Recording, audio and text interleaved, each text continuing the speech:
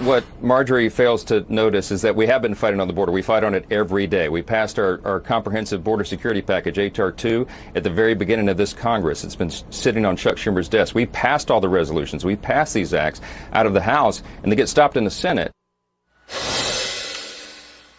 And that was the Speaker of the House, Louisiana Congressman Mike Johnson, with me here last weekend, referring to Georgia Congresswoman Marjorie Taylor Greene's threat to file a motion to vacate the Speaker's chair after the Republican-led House passed a $1.2 trillion spending bill last month with still no new security at the southern border, and then yesterday passed an additional $95 billion in new foreign aid, $60 billion of which is going to Ukraine.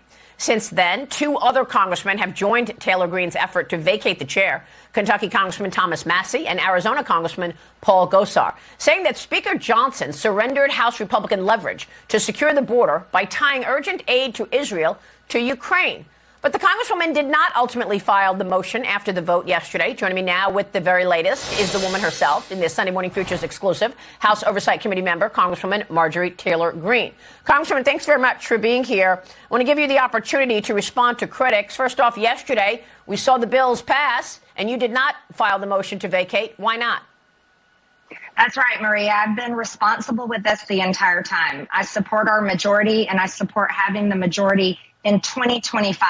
But I'm a representative of the people, Maria, and I do not represent Washington, D.C., New York Times, any of these media companies and other Republican colleagues of mine that are criticizing me, even the Speaker himself. Most of those people have lost their way, and they aren't listening to the American people. The people are fed up. Last Monday was tax day, April 15th, and Washington betrayed the American people by sending $93 billion to support foreign wars while doing nothing, absolutely nothing to secure our border. That is a complete betrayal. And then once this bill was passed, the American people saw on their television screens and social media all over where Congress was waving the Ukrainian flag on the United States House of Representatives floor. All of this was possible because of the betrayals of Mike Johnson, Maria. He has completely betrayed the Republican Party. He has completely betrayed Republican voters all over the country, and he is absolutely working for the Democrats, passing the Biden administration's agenda. So this is a speakership that is completely over with. It's only Mike Johnson is the one that's trying to hang on to it and is in complete denial. Well, look, you just heard the Speaker with me last week saying she doesn't, she's missing the fact that we already passed H.R. 2. But I think, some of the criticism is because and by the way, you're getting criticized on the left, on the right, in the media, everybody, a lot of people are criticizing you. And the reason that they are is because they're saying that you're creating drama during this election year. How is this leading to reelecting President Trump? How is this leading to the American people believing that the Republicans can govern?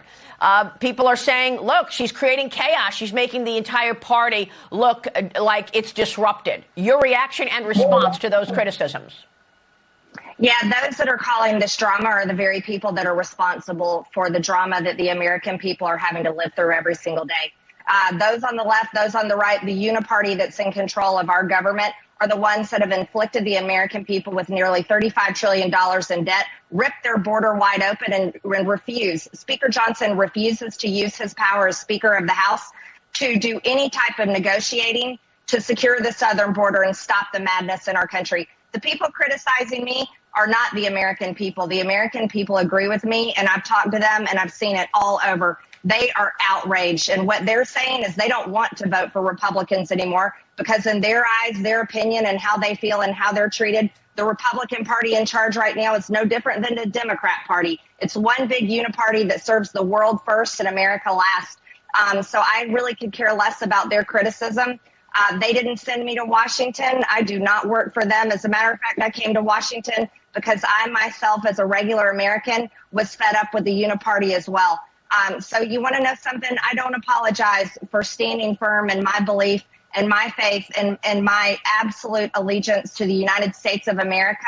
As a matter of fact, I am cemented in this, and I will fight harder for our country. The Republican Party is the party that needs to change, and they need to start reflecting the will of their voters and actually do the job instead of just running their mouth constantly every single campaign cycle. I guess what I'm saying is, how does this help keeping a majority in the House? How does this help by electing your candidate? Your candidate. I want to take a break, and I want to ask you what your plan is. So you're threatening Mike Johnson. You say he's not doing what the people want.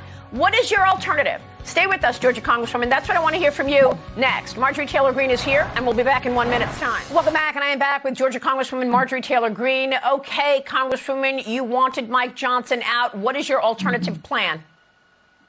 Our plan is this, is we have to give the American people a reason to trust us and fight for us. The American people are supporting President Trump to be the next president of the United States because they've seen him in action. He fought against the Democrat agenda. He put America first. They desperately want him to lead this country again because they trust him and they know he will do that. Mike Johnson has betrayed America. He's betrayed Republican voters. Under his leadership, he's passed the Democrat agenda, passed the Biden administration's policies, and fully funded them. We're going to fight in Congress to do everything we can to stop this type of uniparty leadership.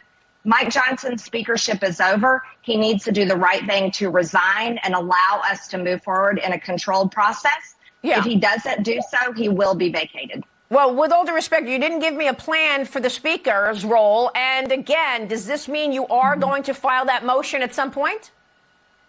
It's coming regardless of what Mike Johnson decides to do. And we have 3 more Republicans joining us from special elections coming up very soon. So people need to know this can happen. Congressman, thank you for being here. Georgia Congresswoman Marjorie Taylor Greene. That'll do